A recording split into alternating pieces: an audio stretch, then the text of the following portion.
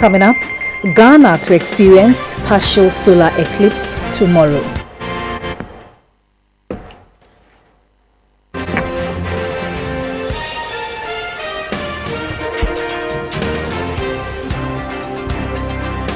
Government reaches agreement with 13 domestic banks to rescue VRA.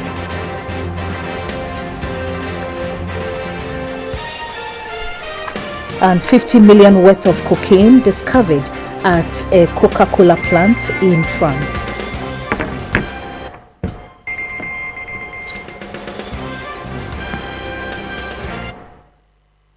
Hello, good evening. Welcome to News Hour on GBC24 and GTV. My name is Shirley Annan. I'm Gifty AJ. Good evening.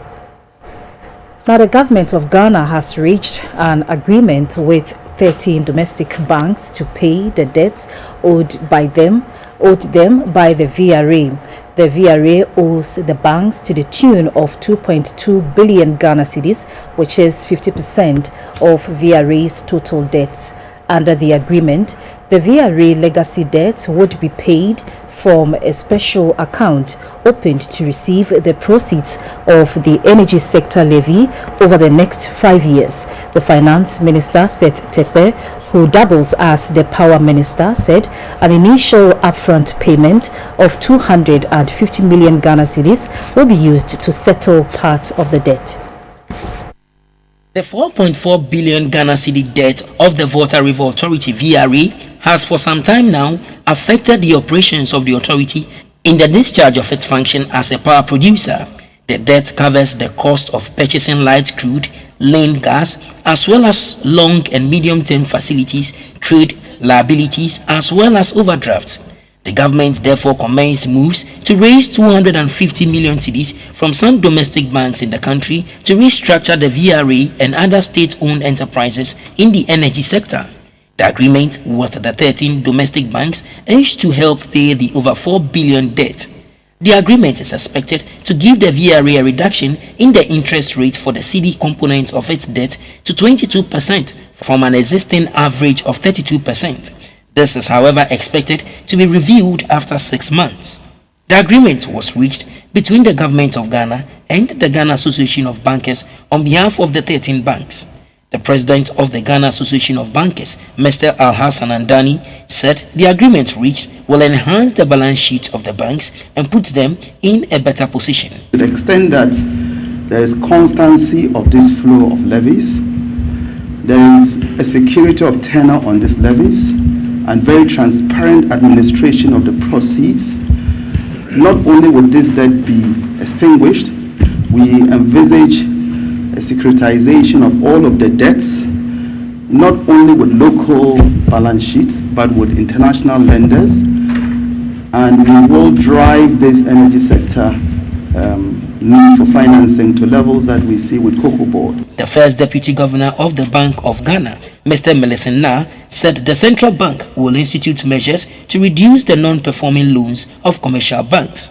The finance minister, Seth Tepe, who also serves as the acting power minister, threw more light on the agreement. Banks, what we have done is to restructure the debt that is on the books, of the banks as another of first priority.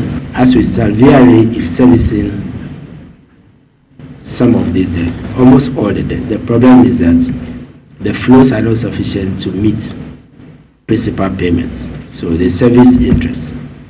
And so if the levy is coming in now to take care of interest and principal, we have a further buffer from all or part of the flows, not the total flows for VRA, but even what they are using to service it. And we are going to be having that discussion because we also have to provide some relief for VRA to improve its operations, as well. He said the agreement reached with the banks will give Ghana some energy security. Another major outcome is an improved balance sheet, a sound commercial footing for VRA to engage in its core business, operational viability, improved outcome for consumers in terms of stable power supply.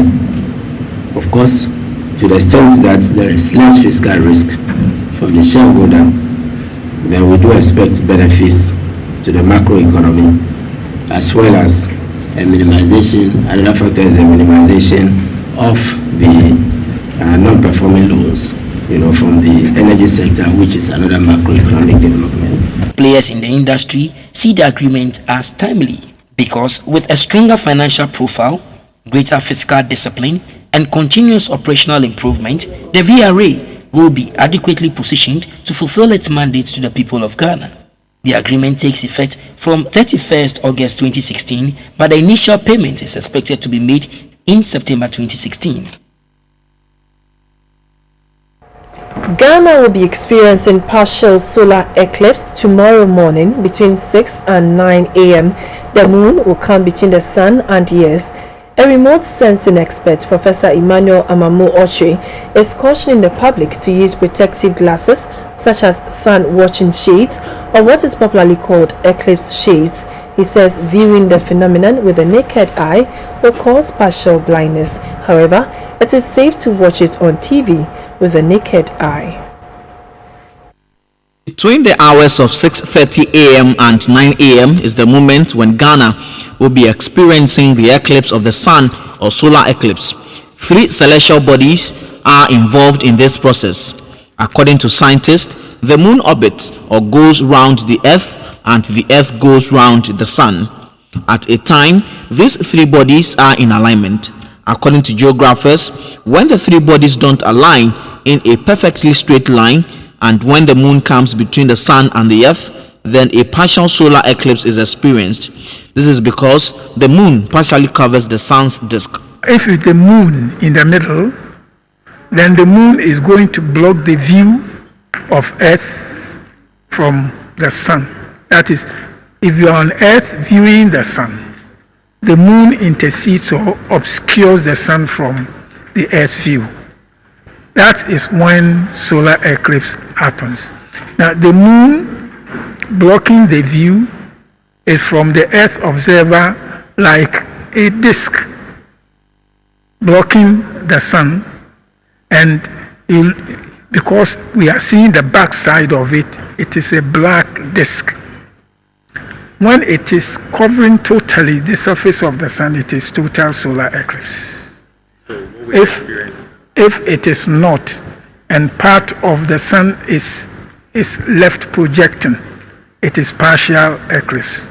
Unfortunately, we are not in the pathway of the total darkness, so we won't see that ring of fire. Countries like Gabon, Congo, Brazzaville, Congo Kinshasa, Malawi, Tanzania, and northern Madagascar will see this beautiful phenomena, the moon as a dark disk in the sun and a ring of fire. We will see it partial because we are tilted off the path of that middle umbra shadow. According to a geographer and remote sensing expert, Professor Emmanuel Amamu Ochre, the annular eclipse will bring about what is normally called dawnlight for a period of 1 and 2 minutes. So the partial one will not give us the darkness we experienced in 2006. In 2013 too, it was partial. We call it hybrid. It gave some darkened sky. Tomorrow we are trying to figure what it is going to be because it is first annular and partial. So the darkness may be just light gray sky in the morning sky of about 7:30. Only we are praying that it doesn't rain, it's not rained off, or the clouds do not obscure it. How dangerous is the phenomenon to us? I think this phenomenon we are going to be more interested in tomorrow is the moon passing over the surface, which you have to watch with eclipse shade or sun shade. The last time Ghana experienced a partial solar eclipse was 3 years ago on November 3rd, 2013. The country experienced a total solar eclipse on March 29, 2006. It's in the morning, and people will be excited about it. those who have shades will look. Those who do not have shades, I believe that GBC has the equipment in capturing and then projecting it on the television for us to see the phenomena.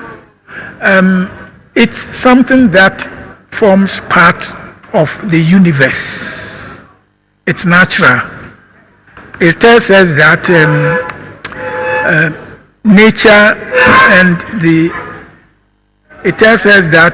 nature is still with its precision.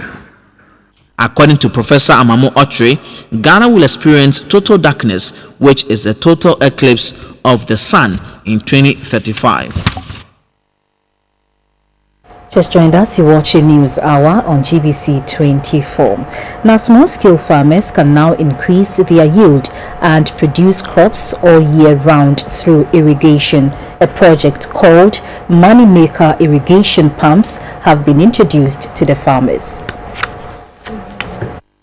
From the Ghana Irrigation Development Authority, Ghana has a total land area of 23.9 million hectares, the cultivable portion of which is estimated to be 13.6 million hectares.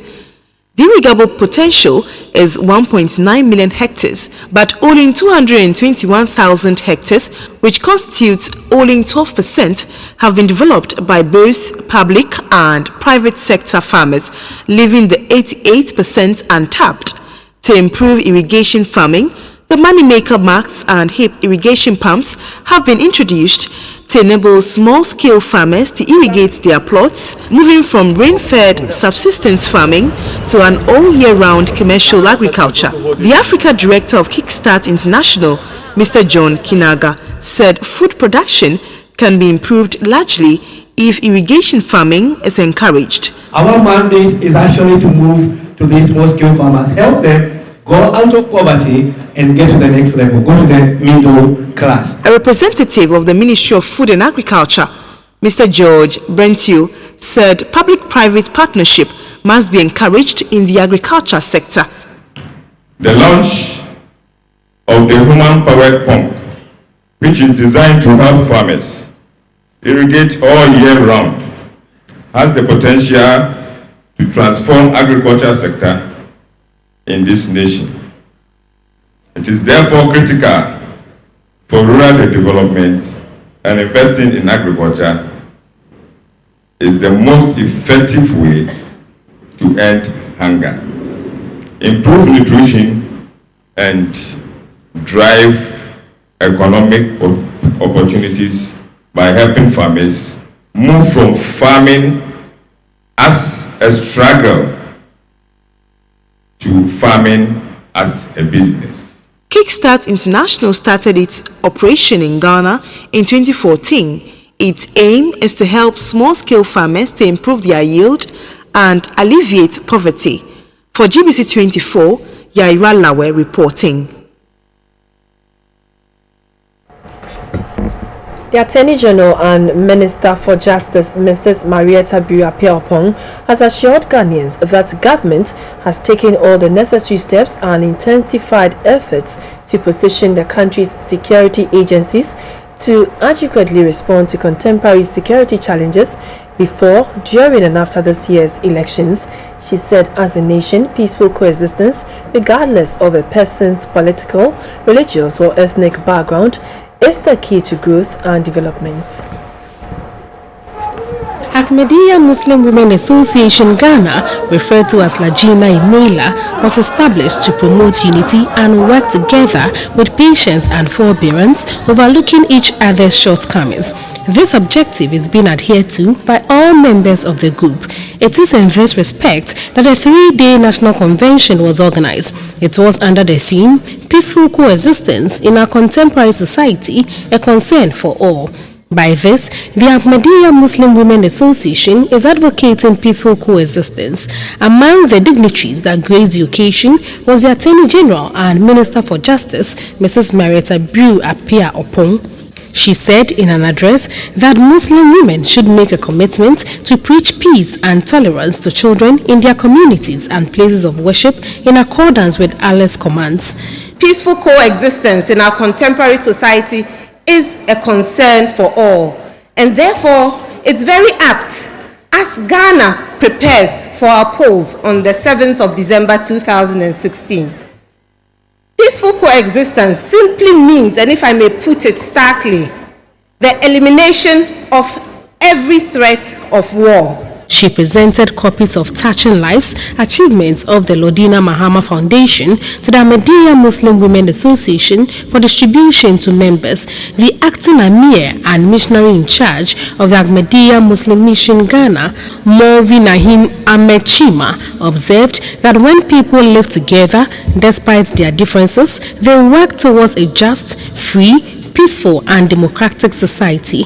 The Minister for Gender, Children and Social Protection, Nana Oyelitha, who was the guest speaker, said political affiliation is a major challenge to Ghana's peaceful coexistence.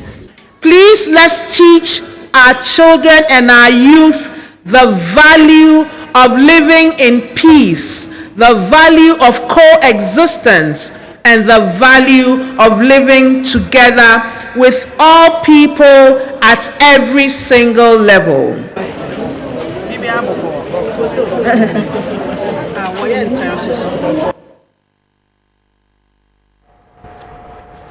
Vice President Kwesi Amissah-Arthur has asked the church to take up its role as the front runner of peace in this electioneering year. Speaking at a peace festival of the Muzama Disco Cristo Church at Muzano in the Central Region, the Vice President said an unfavorable environment could promote discourse, stall economic activities, and drive away investors from the country. The 13-day Peace Festival is a time of reflection, renewal of faith, and an opportunity for the church to win more souls for Christ.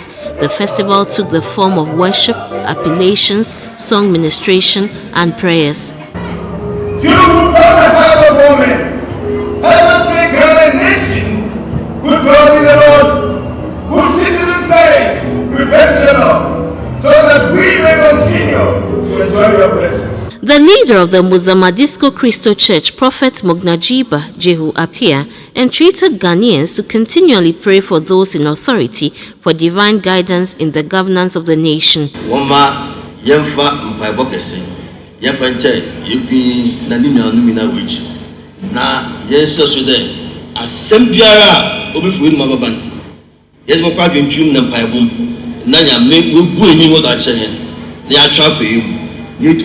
Vice President Kwesi Amissah-Arthur advised Ghanaians not to only preach peace, but practice it. Ghana has experienced many years of peace, security, and stability. And this has guaranteed economic and social development in our country. The lives of the people have improved, are improving. But a lot more needs to be done. That is why we must continue to pray and maintain peace and stability. Mr. Amissah-Arthur presented 10,000 Ghana cedis for the establishment of a library in honor of former Central Regional Minister, the late H.Q. Jehu Apia. He also promised to furnish the library with the necessary books when completed. The Vice President and his team made a stop at Gomwa in Shiaim, where he addressed party faithful. He told the gathering to re-elect the NDC to build on what it has started. Majority caucus in Parliament has raised issues over reports on the recall of Parliament tomorrow. Addressing a news conference today, the Majority Leader Alban Babian said the recall of Parliament does not contain the remotest suggestion of any impeachment. He debunked media discussions deliberately creating impressions that the recall of Parliament slated for tomorrow, 1st of September, was to initiate impeachment process against President Mahama over the Ford Expedition Vehicle saga. Prior to the claims being made by members of the minority that this recall of Parliament is to impeach His Excellency President John Dramani Mahama, nowhere in their motion is there the remotest suggestion of impeachment of the president. The minority leader had earlier claimed that he was not aware of the recall of Parliament when he signed the motion that formed the basis for the recall. Why is the MPP minority claiming publicly that they seek to impeach the president tomorrow when this is not contained in their motion? Why is the MPP minority asking Parliament to investigate a matter which is already being investigated by a constitutionally mandated body, the Commission on Human Rights and Administrative Justice? This conduct by the MPP minority is most certainly a needless waste of scarce resources and precious time when members of Parliament ought to be engaging their constituents. We wish to assure the good people of Ghana that this notwithstanding, we in the majority will remain alive to our constitutional responsibilities.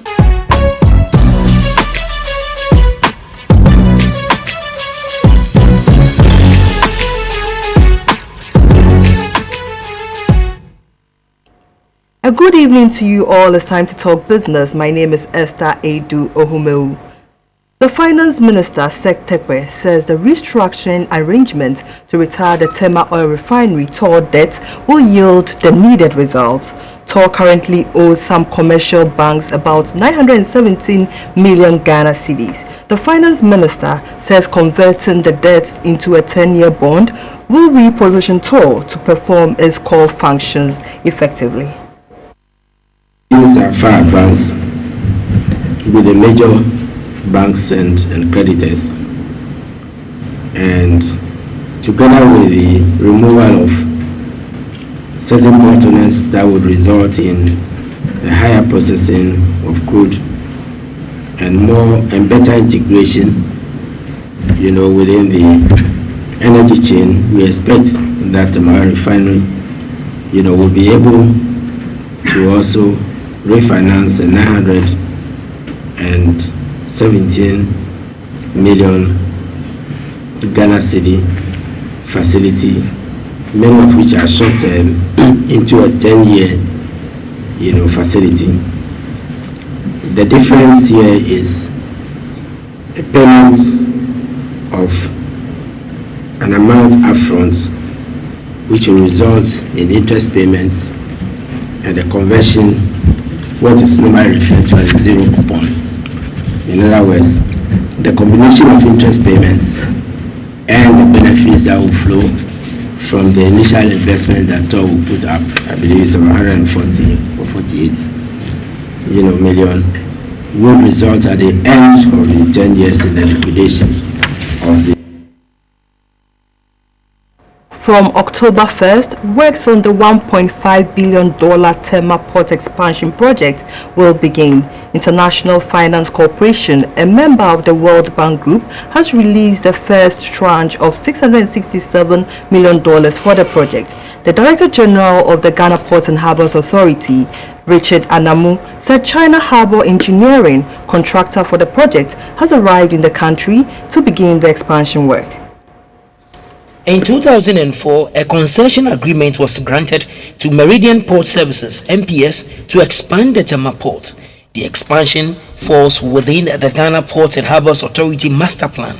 The project, which is estimated at $1.5 billion, involves the construction of 4 deep water berths, a breakwater, and a new access channel to enable the port to accommodate vessels with a capacity of up to 20,000 foot equivalent unit. After several consultations and feasibility studies, actual work is set to begin in October. Meridian Port Services (MPS) has secured a $667 million package from the International Finance Company to begin work. China Harbour Engineering Company and Icon Professional Services are the contractors for the project. The Ghana Ports and Harbours Authority and Meridian Port Services, who are partners in this project, say the project will expand trade flow and promote new trade opportunities and enhance economic growth. Today being the 31st of August would be a turning point in GPHA, because will be telling the rest of our country and the international world through you that Temaport expansion is no longer a dream. It's a reality. We have seen considerable growth even when the global market was down. When ports in the Far East received a big knock of 30% on their trade as a result of the global crisis in 2008, we secured 12% growth in Ghana. The country manager of International Finance Corporation, Ronke Ogunsole, said the investment is the corporation's largest port investment and biggest infrastructure mobilization in sub-Saharan Africa. The Minister for Transport, Fifi Kwete, said the investment is demonstration of investor confidence in the Ghanaian economy. When a congenial environment is created, when the right leadership is in place, this country is able to rise from a period of dormancy into a period of absolute progress. And that really is what it is we see today. The Deputy General Manager of China Harbour Engineering Company, Yang Tao, told GBC24 works will begin on October 1. By October, we will bring the first trucks materials, stone materials for the breakwater construction. The project is expected to be completed by the fourth quarter of 2019 and will create over 5,000 direct jobs. The performance of the local currency is next.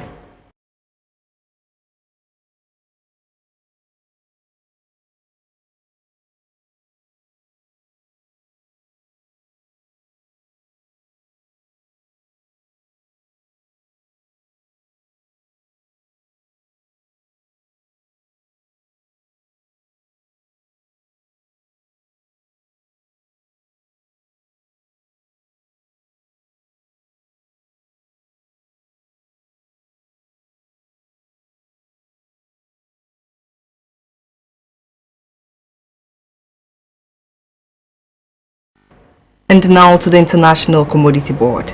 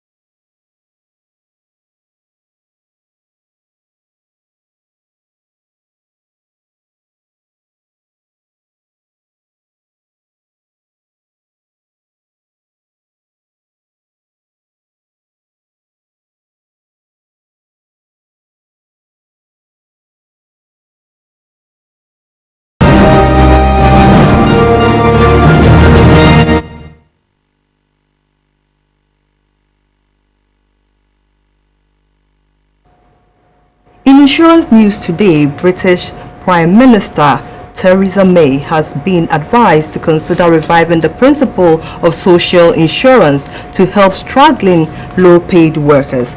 This comes as she prepares to show her vision of Britain to the world after the Brexit vote. Heads of Mampong and Cape Coast Nursing and Midwifery Training Colleges and School of Dispensing Optics, Uyoko in Ashanti region, have been asked to step aside with immediate effect. This is to allow further investigations into an allegation of charging unapproved fees for the 2016-2017 academic year. Subsequently, the board of the Mampong Midwifery College has also been dissolved and a new board will be reconstituted in due course. The Minister of Health, Alex Segbefia, gave the directives at a news conference in Accra. Expressed dismay at exorbitant fees being charged by health training institutions. The incident, according to the Health Ministry, will defeat the purpose of genuinely providing healthcare training in these institutions. Some schools add extra levies to some items for the academic year.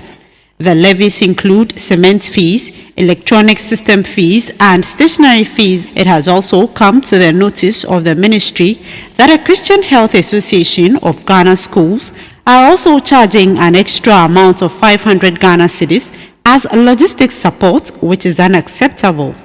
The Minister for Health, Mr. Alex Segbefia, has asked all the mentioned institutions to refund the monies to the students with immediate effect. We take this opportunity to reiterate our position regarding school fees. Heads and school management should take note and observe the following. Only the approved fees for the Ministry of Health, as agreed with the Conference of Heads Health Training Institutions, short for is COHETI, should be charged. With avoidance of doubt, approved fees for the 2016 to 2017 academic year is 1,400 Ghana cedis, without the above mentioned items stated earlier or to be stated. However, only schools that opted for the cafeteria services can charge an additional 600 Ghana cedis for feeding, as agreed by COHETI. Mr. Alex Segbefia also clarified whether the Mampo Nursing and Midwifery Training College is a facility under Ministry of Health. I want to state clearly that the school is a full-fledged Ministry of Health institution, and this has been checked and clarified with the CEO of CHAG and other stakeholders. Henceforth, the authorities of the schools should abide by all laid down rules and regulations of the ministry. To this end, the board stands dissolved because it has served its 4-year mandate. A new board will be reconstituted in due course. Mr. Segbefia also asked all health training institutions to adhere to the directives to ensure coherence and uniformity in the fees being charged. He said fees for additional items such as feeding fees, books, accommodation, uniforms and sports kits should be considered as optional and not compulsory. In cases where there are additional fees, approval should be sought from the Health Training Institution Secretariat of the Ministry of Health.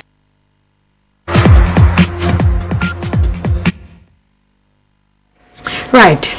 It's the last day of the month of August, and to do some sports, management of Accra Hearts of Oak has announced the demotion of Sergio Tragil to the role of youth team coach. Assistant coach Yao Preko is set to take charge until further notice. Hearts of Oak on Tuesday asked coach Sergio Tragil to go back to his original position as under-20 Arora's head coach. The decision comes after disappointing stints as head coach. The Portuguese trainer replaced fan favorite Kenichi Yachuhashi 2 months ago, but a run of 7 games, 2 defeats and 5 draws, the club replaced him with his assistant and former Ghana international Yao Preko. A statement signed by the communications manager of Hearts, Kwame Opariado, said Tragil's reassignment is to ensure that the technical department of the team receives the best boost. Right, 10 foreign-based players for the first time bought their own air tickets to touch base in Ghana for the first training session of the Black Stars. The Ministry of Youth and Sports says it is unable to bear the cost of Ghanaian internationals called up for the national team, the Black Stars. The Stars have already qualified for AFCON 2017 but have to play Rwanda in a final qualifier. Ghana's final 2017 Africa Cup of Nations qualifier against Rwanda has been embroiled in some misunderstanding between the Sports Ministry and the Football Association. The Black Stars are already guaranteed top spot in Group H after going unbeaten in 5 matches with 13 points and securing their place for Gabon 2017. The Sports Ministry says it has no money to bring home overseas-based players and accommodate them for their final match with Rwanda. So, the foreign-based players bought their own tickets and came home. They also decided to stay at home instead of in hotels. Yesterday, they reported for training from home. 10 foreign-based players, namely FC20's winger Yao Yeboah, Daniel Amati, Baba Rahman, John Boy, Edwin Jima, Mubarak Wakaso, Frank Echampo, Alfred Duncan, Efriye Akwa and David Akam all bought their own tickets to come home. 3 locally based players, Richard Ofori, Kadri Mohammed, and Dauda Mohammed also joined their colleagues. The FA president, Kwesi Nyantichi, commended the players for turning up and urged them to focus on the Unfortunately, there were some issues about payment for tickets to fly you down, and some of you the foreign-based players, some of you who are here and others who are not here, contributed monies to ensure that you came. So I want to thank you very much for showing a very high sense of patriotism. We couldn't have bought the tickets at the time because we didn't have the money, and the circumstances are now history. We don't want to go back into that. But I would like to appeal to you to focus on the preparation. Let us put all the issues and problems that we confronted us, let's put all of them behind us and focus on this match. This is a very important match because per the coaches program, it is supposed to serve two purposes. One, for us to confirm our qualification to the African Cup of Nations, which we've already bought our ticket or secured our ticket. And also, as the last competitive match before the next World Cup match, we'll be playing Uganda here on the 7th of October. So this is the last time the team will be meeting before that match. And it's important that you are around for the coach to see you and to also be able to assess and confirm your participation in the next match. Barack Wakasu, who scored in Kigali a year ago, is optimistic. It wasn't easy for us, but we could manage to get here. All we need is Ghanaian support. On Saturday is a very, very important game for us to go to build our motivation through towards the AFCON coming. So I just want to thank my colleagues again for their help. The game to be played at the Accra Sports Stadium is on Saturday, September 3. Great to have had your company for the sports segment. My name is Rebecca Ewa.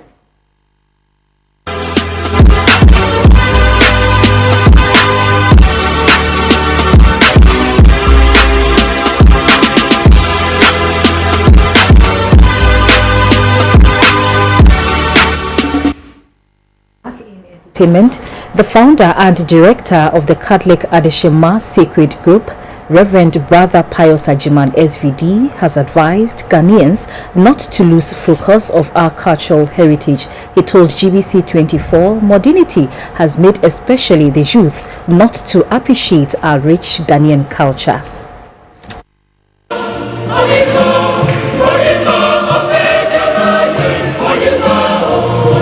The Catholic Adeshima Sacred Group was founded by Reverend Brother Pius Ajiman SVD. The group researches into African music and culture and then composes new African religious, social and patriotic music. Reverend Brother Pius Ajiman SVD is the first Ghanaian missionary. He has composed over 20 songs. One of the most popular songs composed by Reverend is Obabia Yohima.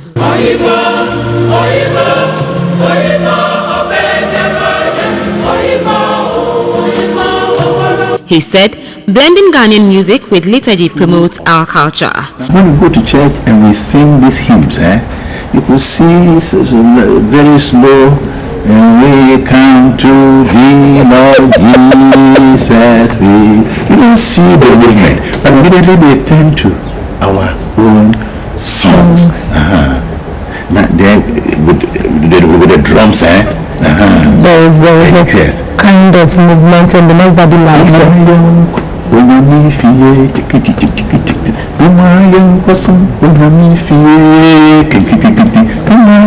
You can see the people are full and they are using their handkerchiefs and they are going and they are coming. Reverend said the Ghanaian identity is under threat. The youth should wake up and look at the heritage of our fathers. There is what we call modernization. Modernization cannot be stopped.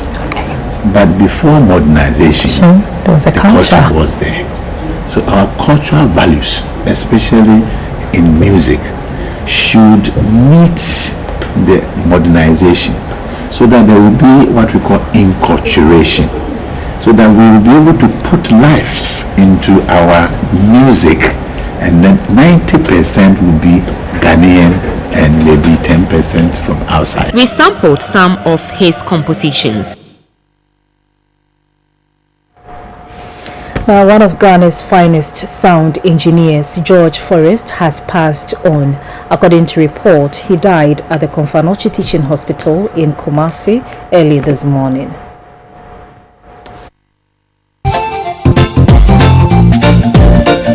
George Forrest is a Kumasi-based sound engineer who has worked with a wide range of musicians.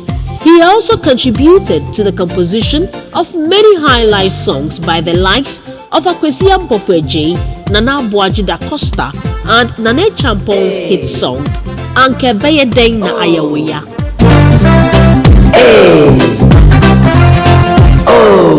Some gospel musicians he has worked with include Obapa Christie, Cecilia Mafo, Gift Yosei, Philippa Bethy, and Dinah Samoa. Keep watching GBC24 and GTV. Thank you for watching News Hour. Good evening. Good evening.